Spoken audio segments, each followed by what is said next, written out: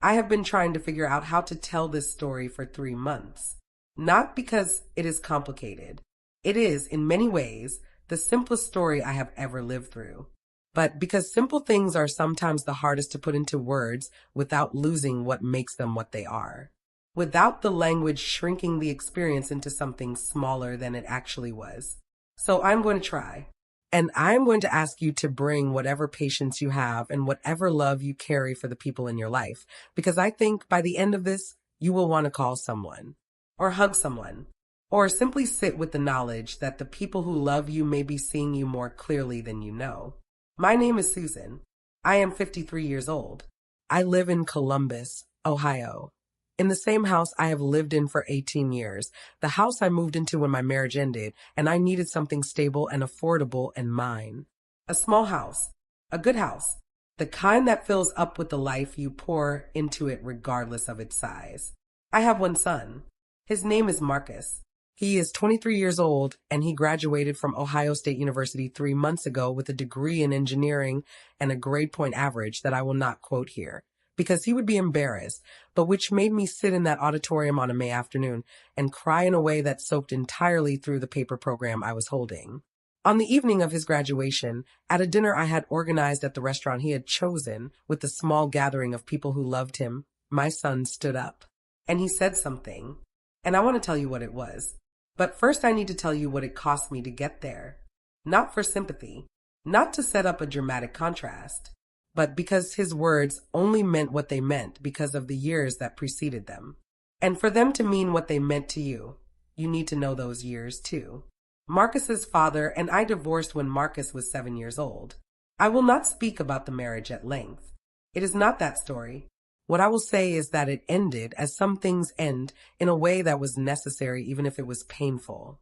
And that the person who felt the practical weight of the ending most immediately was me. Not from self-pity. I made my choices and I navigated the consequences of them. But the practical reality of a 30-year-old woman with a 7-year-old son and a house payment and a job that paid enough to get by, but not enough to breathe, is a specific kind of difficult that I want to name rather than gloss over. I worked as a dental office manager. Good, steady work, but not work that pays for private school or vacations abroad, or the kind of childhood that children in the movies seem to have. I worked. I managed. I stretched every dollar with the quiet arithmetic of someone who has become very good at making things work, because making things work is not optional. I took a second job when Marcus was 10. 2 evenings a week and Saturday mornings, I worked at a bookstore in the mall.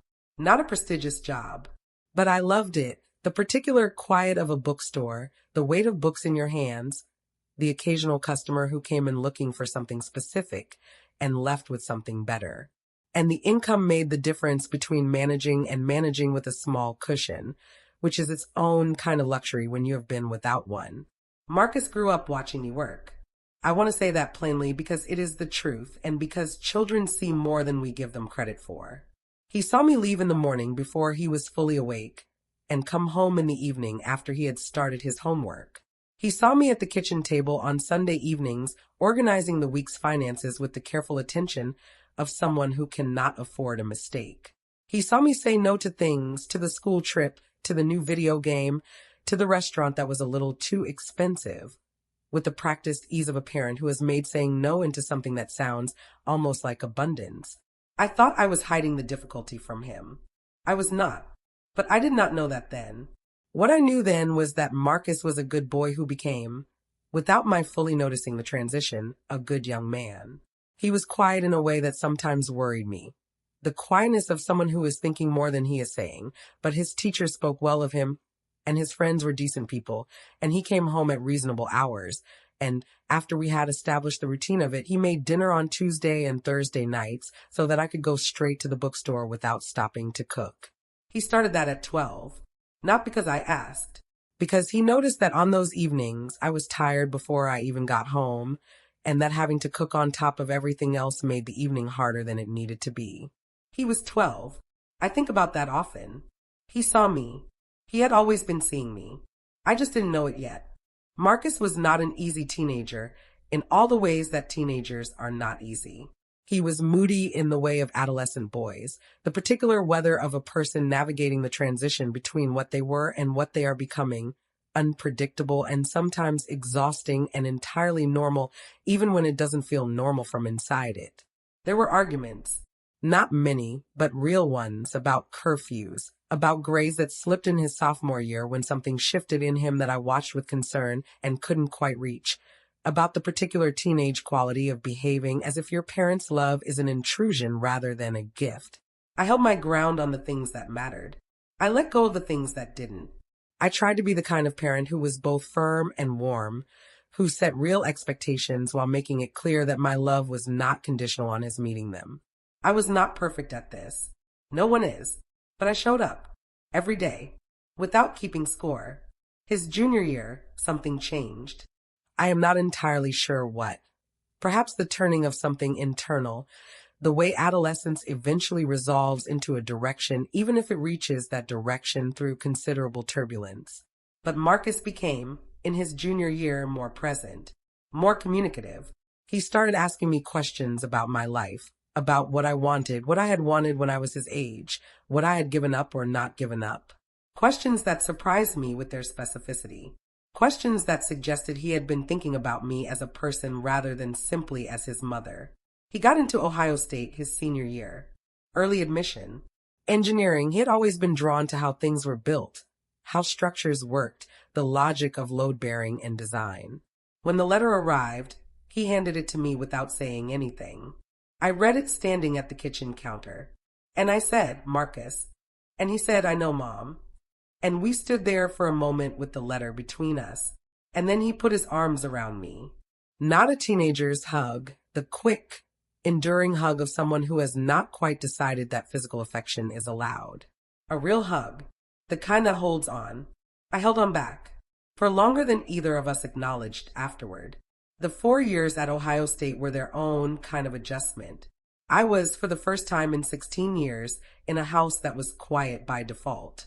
I had built so much of my daily rhythm around Marcus. The meals, the conversations, the particular presence of another person in the space, that his absence required a genuine reconstruction of ordinary life. I did it, slowly, with more grace than I expected, but I missed him, consistently, deeply, in the particular way that parents miss children who have grown into people they genuinely like. He called twice a week, sometimes more. He came home for holidays and some weekends, and in his junior year, for the surgery I had on my knee that I had told him was minor, and which was not entirely minor, and which he came home for anyway because he had called the doctor's office himself to get the actual information. He was 20. He called the doctor's office himself. I found out afterward. I was simultaneously annoyed and moved beyond words. That was Marcus.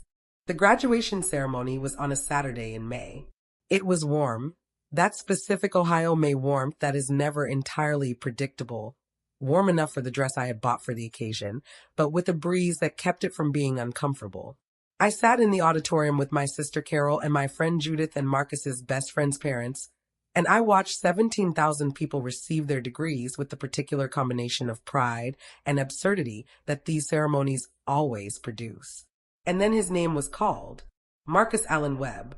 He walked across the stage. He shook the dean's hand.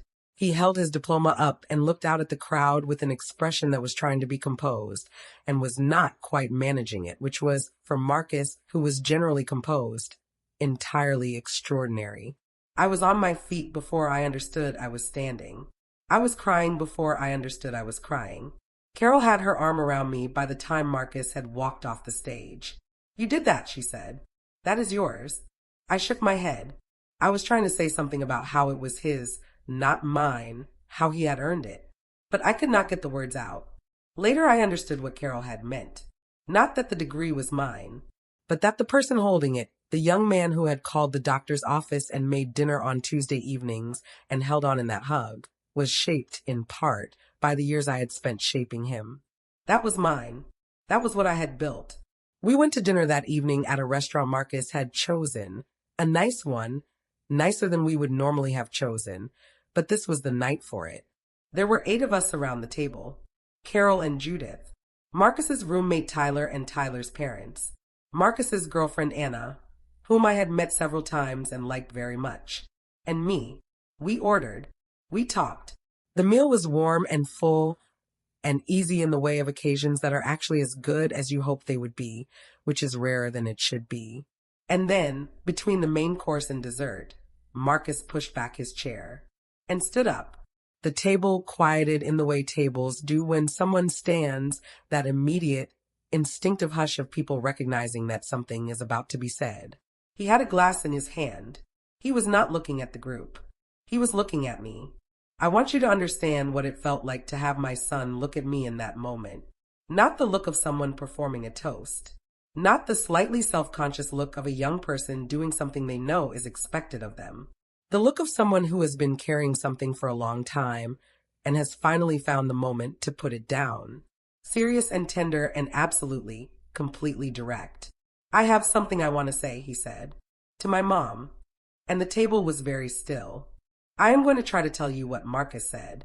I have it written down. I asked him the next day to write it out for me, because I knew that I had not retained all of it in the state I was in when he said it.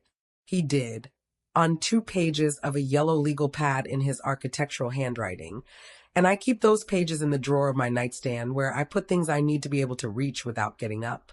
He started by talking about a memory. He was 8 years old. It was a Tuesday evening. I had come home from work and I was tired. He described it as the kind of tired that makes someone smaller, which is exactly right, which is the truest description of that specific exhaustion I have ever heard. He had heard me come in and had come downstairs and found me sitting at the kitchen table with my coat still on. Not crying, not dramatic, just sitting, too tired to even begin the evening. He had gone to the refrigerator and poured me a glass of water and put it on the table in front of me without saying anything. I had not remembered this. He had remembered it for 15 years. He said, I didn't know when I was 8 what I was looking at. I just knew you were tired in a way that I wanted to help with, and I didn't know how to help except with the water. But I know now what I was looking at. I was looking at someone who was carrying everything alone and never letting me see how heavy it was. And I want you to know, I need you to know that I saw it anyway. The table was absolutely silent. He continued. He talked about the dinners he made on Tuesday and Thursday evenings. He said he had started doing it at 12, not because I had asked, but because he had done the math. He was 12, he had actually done the math, and understood that if dinner was already made when I got home, I would have 45 more minutes before I had to leave for the bookstore. And 45 minutes he had decided was something he could give me. He talked about the school trip I had said no to in 7th grade, the one to Washington, D.C. He had been disappointed. He said that honestly, without resentment, just as a fact. But he said that watching me say no had taught him something about the difference between what you want and what is possible, and that he had carried that lesson into every decision he had made in college, about how he spent money and what he chose to prioritize.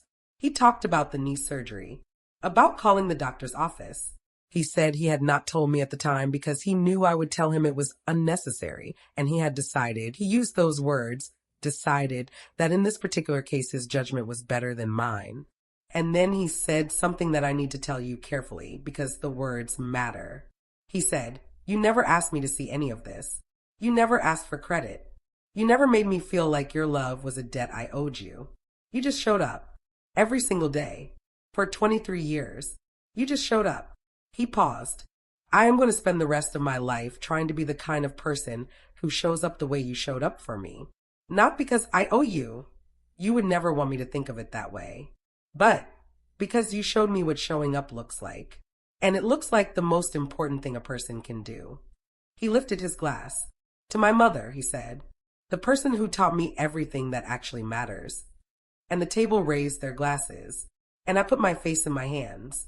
And I cried in a way I had not cried since the night of the divorce, when the house was finally quiet and I could finally let myself feel what I had been holding. Not the same kind of crying, but the same completeness of it. The same total surrender to something too large for any other response. Marcus sat down, and he reached across the table, and he took my hand. We stayed at that restaurant for 3 hours. Not because there was more that needed to be said. Marcus had said what needed saying completely and without anything left over. But because nobody wanted to leave. The mood at that table, after he sat down had the particular quality of a room that has been changed by something that happened in it. Everyone felt it. Tyler's mother told me afterward that she had cried the whole drive home and that her husband had pulled over twice because he couldn't see the road. On the drive back to my house, Marcus was staying the night, as he often did when he was in Columbus, his old room still his in all the ways that matter. We were quiet for a while. And then he said, "Was that okay? I've been planning that for about 6 months. I was afraid it was going to be too much." I looked at him. "Marcus," I said, "nothing you could have said tonight would have been too much." He nodded, quiet for a moment, and then, "I was afraid you'd think I was being dramatic." "You were being honest," I said. "There is a difference." He smiled, the smile that has been his since he was 4 years old. The one that starts slowly and then commits completely. "Dad never came," he said. "Not with bitterness. Just as a fact noted." "I know," I said. "I invited him," Marcus said. "I wanted to give him the choice. He said he had plans." I did not say anything to that. Marcus said, "It's okay. I'm okay. I thought you should know I gave him the chance."